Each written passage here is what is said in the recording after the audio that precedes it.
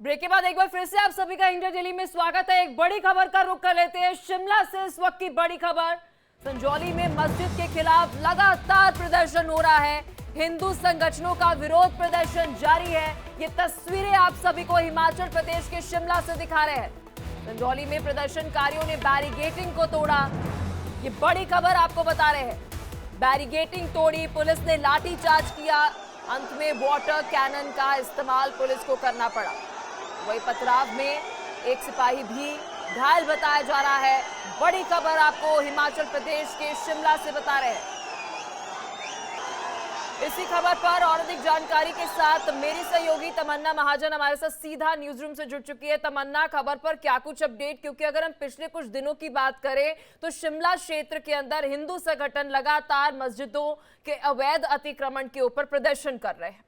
बिल्कुल पलक, और ये बहुत चिंता का विषय है क्योंकि हिमाचल प्रदेश उन राज्यों में आता है। देखिए, हिमाचल को देवभूमि कहा जाता है और देवभूमि के तौर पर हिमाचल प्रदेश उन राज्यों में आता है जहां पर शांति और सौहार्द बना रहता है।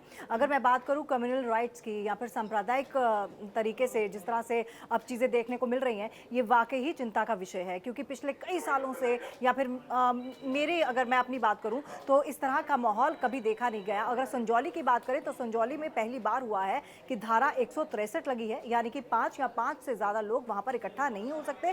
लेकिन पहली बार धारा 163 लगने के बावजूद भी उसका हनन होता है। और देखिए, ये पूरा जो प्रदर्शन था, ये पहले से ही पता था कि प्रदर्शनकारी इस तरह से जुटेंगे और उसके बाद ये प्रदर्शन जो है वो उग्र हो सकता है। बावजूद इसके पुलिस का जो भी रवैया रहा, जो पुलिस प्रशासन की तरफ से जो भी इंतजाम रहे, वो फिलहाल विफल नजर आ रहे हैं। देखिए, अगर मस्जिद की मैं बात करूं, ये जो पूरा घटनाक्रम था ये शुरू होता है 30 सितंबर से शुरू होता है, जब पहली बार दो गुटों में लड़ाई होती है। दो गुटों में से एक गुट दूसरे गुट के एक व्यक्ति को रॉड से मारता है, वो जख्मी हो जाता है और जब पता चलता है किसने मारा है तो वो विशेष समुदाय का एक व्यक्ति निकलता है। उसके बाद लोगों में गुस्सा फूटता है और लोग इकट्ठा होकर मस्जिद की तरफ जाते हैं और वहां पर हनुमान चालीसा पढ़ते हैं, वहां पर नारेबाजी करते हैं, जिससे जाहिर तौर पर अलग समुदाय जो विशेष। तमन्ना, मेरे लिए चिंता का विषय इसलिए है क्योंकि सरकार जिस चश्मे से इसे देख रही है, सरकार का ये कहना है कि इसे मस्जिद से ना जोड़कर देखा जाए। अवैध अतिक्रमण अगर होगा तो इसके ऊपर कार्रवाई की जाएगी। इसे अवैध अतिक्रमण से जोड़कर देखा जाए, मस्जिद से जोड़कर ना देखा जाए। जबकि हम देख सकते हैं कि दो संगठनों के बीच में यहाँ पर जो है प्रदर्शन हो रहा है, कह सकते हैं कि झड़प हो रही है।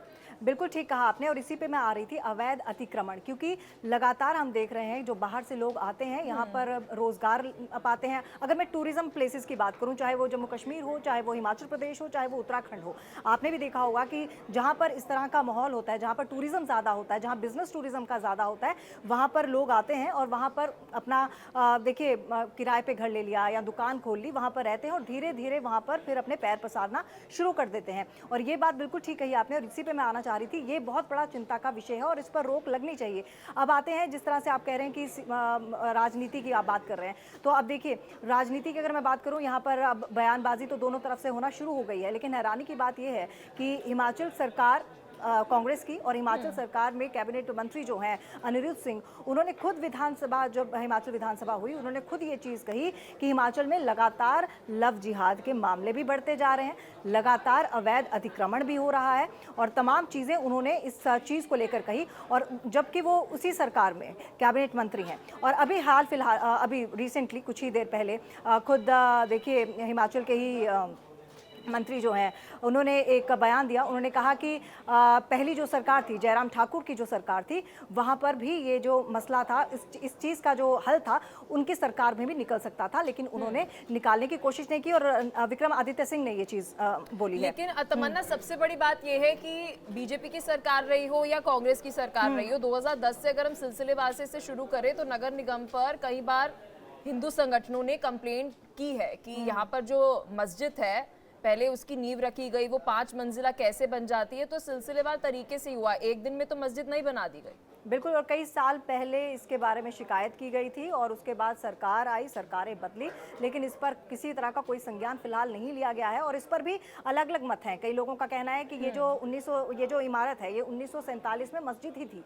कई लोगों का कहना है ये हिमाचल सरकार की भूमि है और कईयों का कहना है कि ये वक्फ बोर्ड की भूमि है और कई लोगों का ये भी कहना है कि यहाँ पर पहले एक टेलर की दुकान हुआ करती थी और वहाँ पर लोग जाकर नमाज़ पढ़ते थे और नमाज़ पढ़ते-पढ़ते फिर उन्होंने एक मस्जिद बना दी और फिर वो मस्जिद जो थी वो सिर्फ और सिर्फ उसको एक मंजिल का ही बिल्कुल तमन्ना, बहुत शुक्रिया हर एक जानकारी साझा करने के लिए। संवेदनशील ये मुद्दा है, आशा करते हैं कि जल्द से जल्द सरकार जो है वे इस पर सख्त कार्रवाई करे।